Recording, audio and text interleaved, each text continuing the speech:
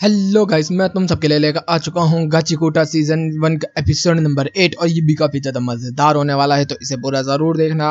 और गाइस 72% लोगों ने चैनल को सब्सक्राइब नहीं किया, तो उसको भी जरूर कर लेना। तो अब ज्यादा देरी ना करते हुए स्टार्ट करते हैं। Let's get started.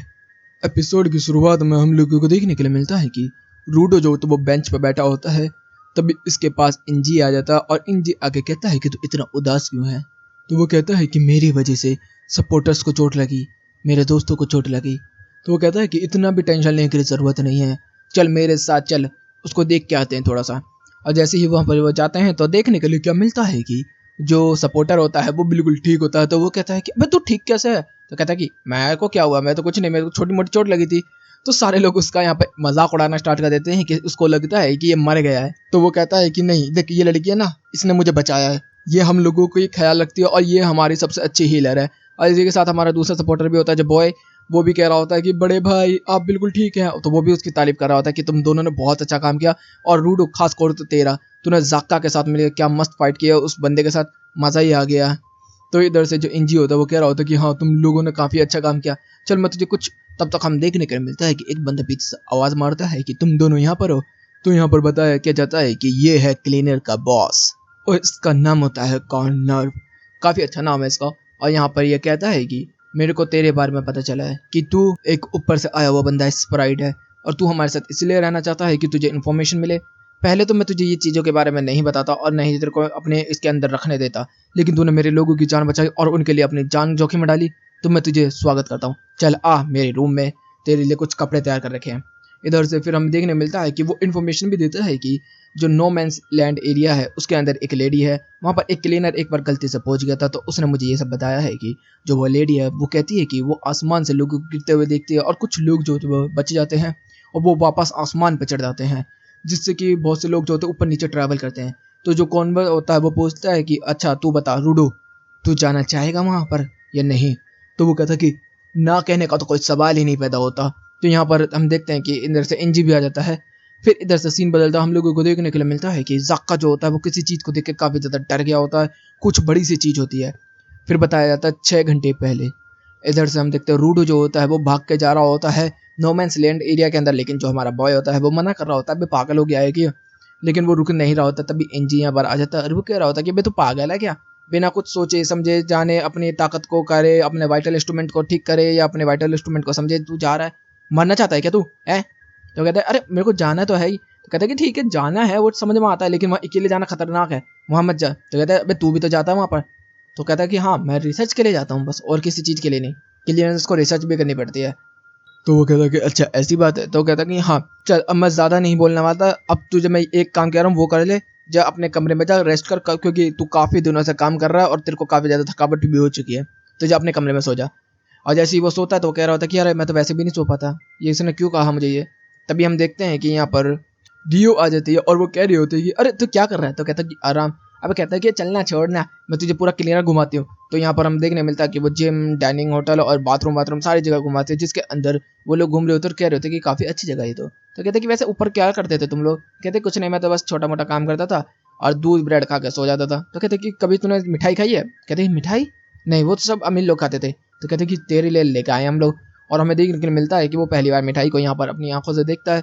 यहाँ पर जो एनजी होता है वो भी बैठा होता है और कह रहा होता है कि क्या तूने पहले कभी नहीं खाया। हमारे यहाँ पर कुछ गिवर्स ऐसे भी हैं जो कि मिठाई बना सकते हैं, तो हम लोग इसी चीज़ को खाते हैं, क्योंकि हमारे यहाँ पर अनाज वगैरह तो उगने नहीं देते तुम्हारे ऊपर वाले लोग। तो वो ताने भी दे रहा साथ में साथ।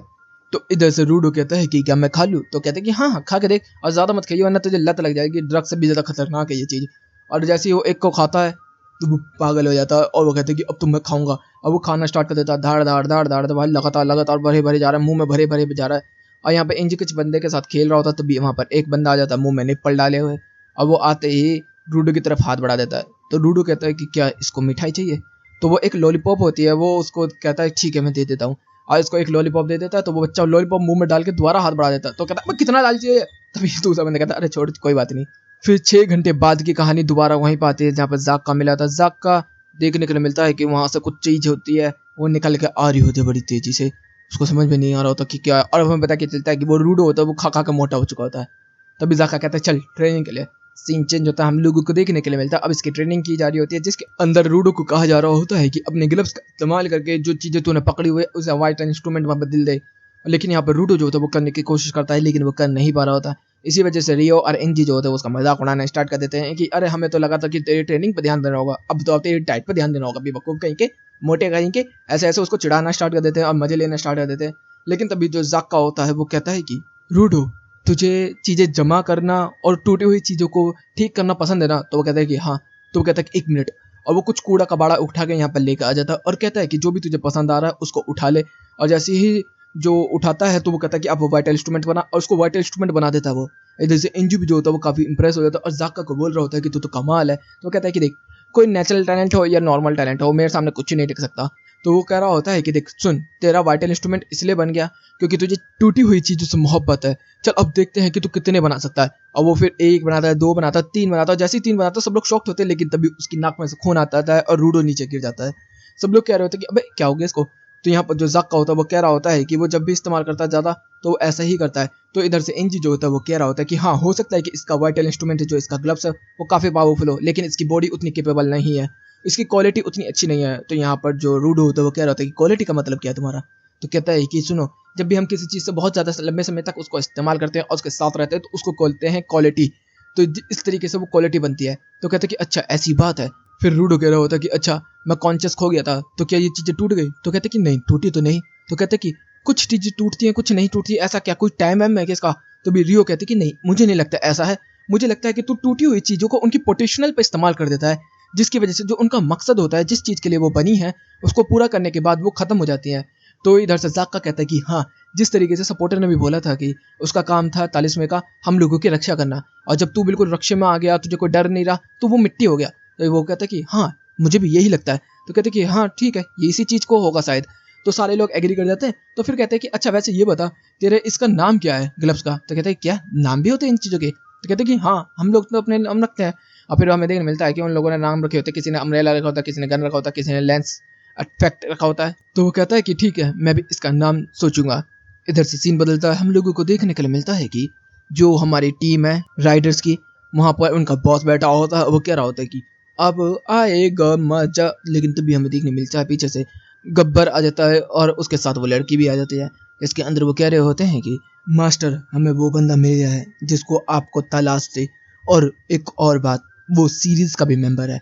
तो यहाँ पर हमें बताया जा रहा होता है जो सीरीज़ है, जो लोगो है, वो सीरीज़ का असली नाम है द वॉचर्स।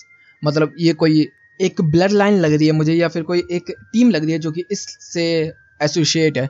और यहीं पे ये एपिसोड भी खत्म हो जाता है। तो गाइस, वीडियो अच्छी लगी तो वीडियो को लाइक कर देना, चैनल को सब्सक्राइब कर देना, कमेंट बॉक्स में अपनी प्यारी प्यारी बातें पढ़ देना। Okay guys, bye bye, thank you for watching.